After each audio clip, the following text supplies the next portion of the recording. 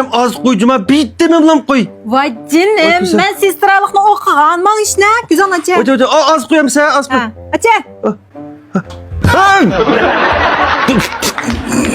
Hoca. Ürümçinin havası. Bu ışık mankolap kettim ben ışık öte. Tutamasa bilerim.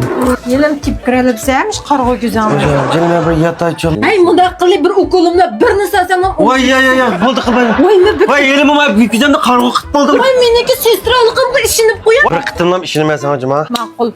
Hoca. Hoca. Ema toğur emez. Bu çaş kısılgan bir miydi? Tumuron çıkıverdi mi vacan?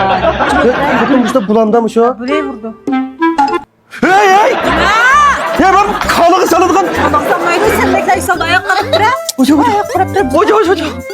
Anay! Vay ben tıksam mı derim? Ucu tutağında kıtmağı. Ay! Umamaydı ya. Ay! Hoca. Ya tumuron kaçıp gitti ekle aklan gör bakay. Bunun sağdaki yer kamat neyse saklayayım diyor. Kasan sapakamdık ya. Ülep işte ben hem de bari.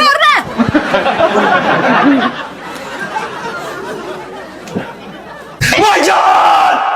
Midırlıma yaptıysam onu maysam işte buldum. Ama yok şimdi ver. Pek dağılıktı. Hoca hem yerim ağrıdı. Nim oldu Hoca yine? ama kulağım çiketke okşuyordu betine. Hocan. O kasap ağrır. Uçma. Vay ekillemem de salalayma kulun ekeme aslında. Azırak peycücük kitap çoğuş yok ya. Avaylam cücüme ben kulağım hocan azırak betine kötü okşuyordu. Vacan! Hadi ra. Ya ama bir tane avaylam. Konuşalım ekme ya. It's me. Aval qayerlib ketib tikan bo'lsang ek. Keyin bir sundur etdi buni.